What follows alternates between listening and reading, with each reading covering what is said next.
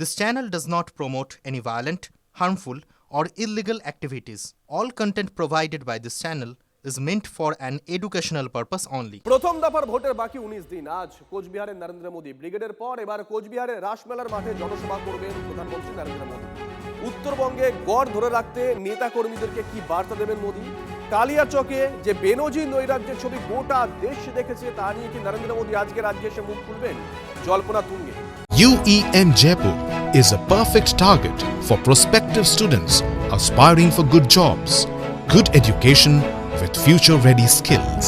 সুমন কল্যাণ এই মুহূর্তে আমাদের সঙ্গে রয়েছেন ওই মাঠ থেকে, রাসমেলার মাঠ থেকে। সুমন, ভোট ঘোষণার আগে নরেন্দ্র মোদী রাজ্যে এসেছিলেন, তিনি ব্রিগেডের সভা করে গেছিলেন। ভোট ঘোষণার পর আজকে প্রথমবার রাজ্যে আসছেন, প্রথমবার এত বড় সভা করছেন। প্রস্তুতি দেখবো, তাৎপর্য শুনবো। একেবারে দেখো, আমি সভাস্থলটা একটু দেখাতে বলবো আমার চিত্র সাংবাদিককে। দেখো, এই মুহূর্তে ব্যারিকেড দিয়ে রাখা হয়েছে, কাউকে ভেতরে ঢুকতে দেওয়া হচ্ছে না। যেটা আমাদের কাছে খবর যে আজকে প্রধানমন্ত্রী এখানে 4টে নাগাদ আসবেন এবং 5টার সময় তিনি এখান থেকে চলে যাবেন।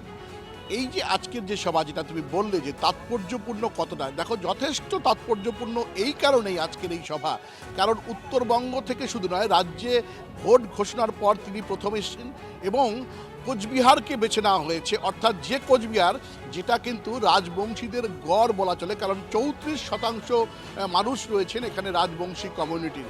সেই রাজবংশী কমিউনিটির যে বিবাদমান দুই গোষ্ঠী, অর্থাৎ বংশীবদন বর্মন এবং অনন্ত মহারাজ, এই দুই গোষ্ঠীর নেতাদেরকে কিন্তু আজকে এই প্রথম দীর্ঘদিন পরে, প্রায় 20-21 বছর পর আজকে কিন্তু এক মঞ্চে দেখা যাবে।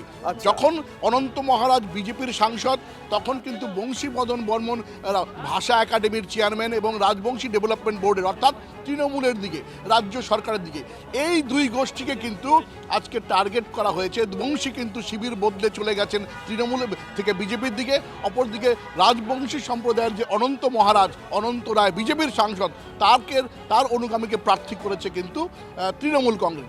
ফলে একটা শিবির বদলের যখন এইরকম একটা অবস্থা চলছে, ঠিক সেই সময় দাঁড়িয়ে একটা মাস্টার স্ট্রোক দিয়েছেন কিন্তু কেন্দ্রীয় নেতৃত্ব। দুই কেন্দ্রীয় মন্ত্রী তারা অনন্ত মহারাজের বাড়িতে গেছেন এবং তার সঙ্গে উষ্ণ অভ্যর্থনা তাদেরকে জানানো হয়েছে এই মহারাজের তরফে। ফলে আজকে কিন্তু অনন্ত মহারাজ এই ময়দানে তিনি থাকবেন এমনটাই কিন্তু মনে করা হচ্ছে এবং অনন্ত মহারাজ নিজেও জানিয়েছেন। ফলে এই দুই গোষ্ঠী যদি আজকে এক জায়গায় আসেন, প্রধানমন্ত্রীর সভায় থাকেন, এটা কিন্তু বিজেপির জন্য একটা মাস্টার স্ট্রোক। আমি এলাকার একটা ছবি দেখাতে বলবো। দেখো, এখানে নরেন্দ্র মোদী ধাম তৈরি হয়েছে মাথাভাঙায়, তার একটা ছবি এখানে নিয়ে এসছেন মাথাভাঙার লোকেরা। ফলে উন্মাদনা কতটা, এটা কিন্তু এই থেকে বোঝা যাচ্ছে। এই যে ছবি নরেন্দ্র মোদীর ধাম, এটা মাথাভাঙায় তারা তৈরি করেছেন। কিভাবে তৈরি করেছেন, কি দেখছেন তারা, বলছি এটা কেন তৈরি করেছিলেন নরেন্দ্র মোদীর ধাম? আমি নরেন্দ্র মোদীর বাবাকে আমি ভগবান তুল্য মানি, আমি ভগবানের জায়গা দিয়েছি তাকে। তার নামে আমি একটা মন্দির তৈরি করেছি। রাজ্যে এসে কি বার্তা দেন নজর থাকবে। কিন্তু অতি সম্প্রতি রাজ্যে যে সফর করেছেন প্রধানমন্ত্রী, একবার ছবিগুলো আপনাদেরকে দেখাই। গত বছর থেকেই শুরু করি। গত বছর 22 আগস্ট দমদমে সভা করেছিলেন, পাশাপাশি এবছরের শুরুতে 17ই জানুয়ারি মালদায় সভা করেন, ঠিক তার পরের দিন 18ই জানুয়ারি সিঙ্গুরে সভা করেন।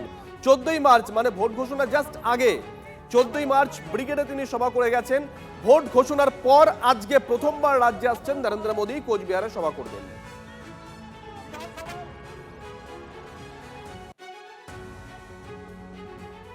প্রধানমন্ত্রীর সভা, এরপরে উত্তরবঙ্গের মানুষের জন্য যে বার্তা দেবেন প্রধানমন্ত্রী দেবেন। আপনারা ব্রিগেড প্যারেড গ্রাউন্ড দেখেছিলেন, জনসমুদ্র। যারা বলছিলেন বিজেপির বুথে কোনো সংগঠন নেই, বিজেপির সংগঠন কোথায়, আপনারা সেই জনপ্লাবন দেখেছিলেন। আসলে এই লড়াইটা এই মুহূর্তে বিজেপি আর তৃণমূলের মধ্যে সীমাবদ্ধ নেই। এই লড়াই তৃণমূল করছে সাধারণ মানুষের সঙ্গে। একটা তো নতুন একটা পোস্ট দেখলাম, জনতা বনাম মমতা। আসলে লড়াইটা হচ্ছে সাধারণ মানুষের সঙ্গে তৃণমূল কংগ্রেস। আমরা তো নিমিত্ত মাত্র।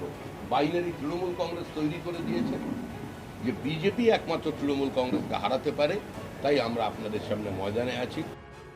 ভোটের কোচবিহারে চ্যাংরাবান্ধায় আগ্নেয়াস্ত্র সহ গ্রেপ্তার 2 ধৃতদের কাছ থেকে উদ্ধার 6টি দেশি পিস্তল এবং 20 রাউন্ড কার্তুজ। ডিটেল নেব সুজয়ের কাছ থেকে। সুজয়, গতকাল গভীর রাত 2:30 নাগাদ যখন নাকা চেকিং চলছিল চ্যাংরাবান্ধার কাছে, সেই সময় দুজন সন্দেহভাজনকে আটক করা হয় এবং তাদেরকে জিজ্ঞাসাবাদের পর তাদের কাছে তল্লাশি চালালে 2টি দেশি আগ্নেয়াস্ত্র এবং 20 রাউন্ড কার্তুজ মিলেছে এবং জানা যাচ্ছে তারা মেখলিগঞ্জের দিক থেকে আসছিল।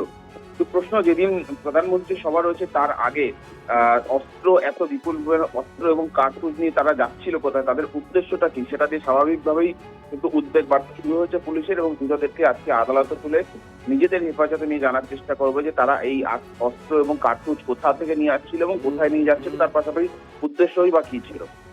ধন্যবাদ।